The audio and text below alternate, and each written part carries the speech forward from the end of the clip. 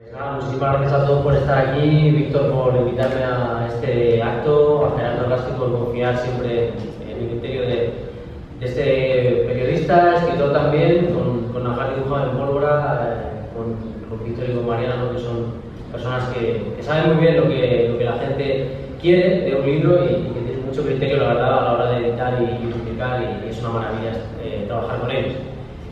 Bueno, pues a mí, claro, me dijo Víctor, vamos a hablar sobre espionaje, y digo, qué bien, me encanta este tema, ¿no? Es fantástico, me gusta muchísimo, y más hablando del libro de Gerardo, cuando lo leí, me encantó, desde el primer momento me tuvo embelesado con la historia, además una historia que me tocaba de cerca, yo creo que a todo el mundo le puede tocar de cerca realmente, porque todos nos hemos visto alguna vez en una situación en la que hemos sentido el peligro cerca, ¿no? Hemos sentido el peligro realmente de estar amenazados por algo o por alguien, ¿no?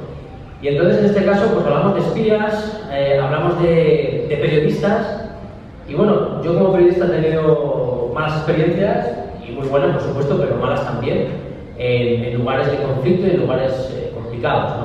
Y siempre me sale la analogía entre el periodista y el espía, y me parece que tienen algo en común, ¿no? Y es que ambos buscan información, uno para un deber muy determinado, que es descubrir algo antes que nadie, y otro también, pero para publicar, ¿no? Y para que la gente tome conciencia de algo en particular. Entonces, claro, el espía por un lado lucha para que algo no pase. En este caso, un ataque terrorista, por ejemplo, ¿no? Un espía puede luchar para que no ocurra un ataque terrorista. Bueno, Gerardo luego nos contará si él considera oportuno su experiencia sobre este tema. Y el periodista también puede evitar de alguna manera ataques terroristas. Pero claro, ¿cómo hacerlo, no? ¿Cómo lo hace un terrorista? ¿Cómo lo hace un periodista? ¿Y cómo puede un escritor también ayudar a tomar conciencia sobre la necesidad de paz? Pues nada, le comentaba a Fernando antes que hace poco tuve la suerte de acudir a un congreso en Bruselas sobre el tema de la radicalización, y la gran pregunta que se hacían los expertos sobre radicalización era ¿cómo podemos parar la narrativa espectacular y bestial de, por ejemplo, del Estado Islámico, que atrae a tantos jóvenes de tantos sitios, de tantas culturas, que no tienen nada que ver con ellos, ¿no? ¿Cómo poder parar la narrativa de un grupo de personas que te está diciendo lo que tienes que hacer y que no necesitas pensar, ¿no? Y que además te ofrecen dinero, te ofrecen contratos y están en internet, o sea que cualquiera puede solicitarlos, ¿no? Entonces, bueno, una de las ideas que salían y que han salido ha sido que desde el periodismo se pueden hacer cosas utilizando la contranarrativa que llamamos los periodistas, ¿no? Es decir, si la narrativa del Estado Islámico es, o de cualquier asociación terrorista es, ven con nosotros porque tenemos un plan que darte, tenemos un enemigo común, la narrativa que debemos tener las personas pacíficas o con un sentido común, en el que no, evidentemente no vamos a buscar la muerte de civiles ni nada de eso, no somos terroristas, es otra historia, pues es cómo podemos atraer a la gente a los valores que realmente nos hacen ser una sociedad avanzada, una sociedad feliz, una sociedad en la que no tenemos por qué tener miedo, aunque lo tenemos, pero no tenemos por qué tener miedo, ¿no? Y no tenemos por qué tener leyes, pues, que, en fin, nos llevan a otro tipo de consideraciones, ¿no? Y bueno, hablaba, por ejemplo, con un periodista que se llama Rudy Brandt, que él ha hecho un reportaje muy interesante que se llama My Jihad, está en internet, y de lo que trata es de todas esas personas que no tienen voz en Bruselas, en este caso, ¿no? En Bélgica.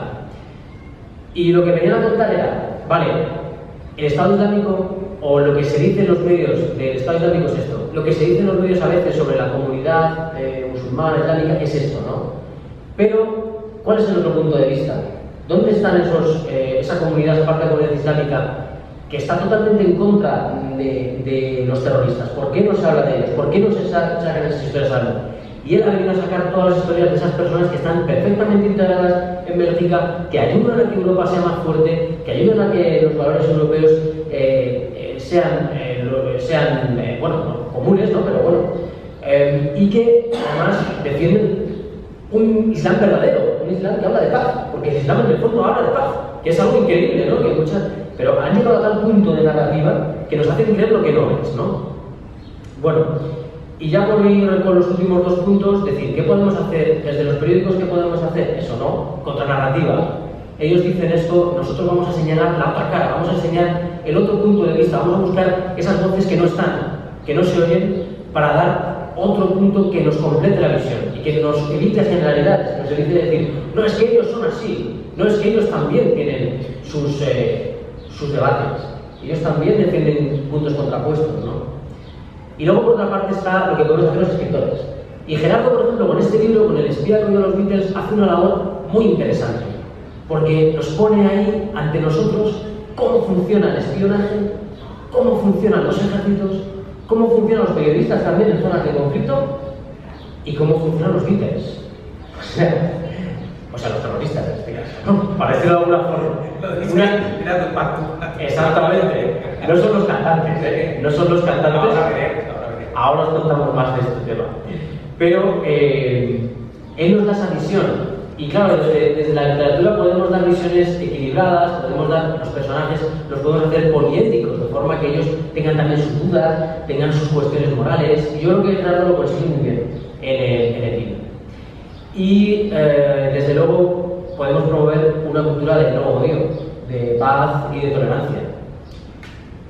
Por eso yo creo que hay que soltar hacia la paz, hay que soltar hacia la tolerancia y hay que ser cada vez, intentar ser cada vez más comprensivos con el otro y acercarnos más al otro, ¿no? Pensamiento crítico y educación es súper importante. Pensamiento crítico para que nadie nos pueda comer con su narrativa, para que nosotros siempre tengamos un pensamiento equilibrado sobre lo que dicen los medios, sobre lo que nos están diciendo sobre otras culturas sin que las conozcamos, ¿no? Y a lo mejor nos llegan a cambiar nuestra visión. Y por otra parte, la tolerancia, ¿no? La tolerancia típica que debemos tener.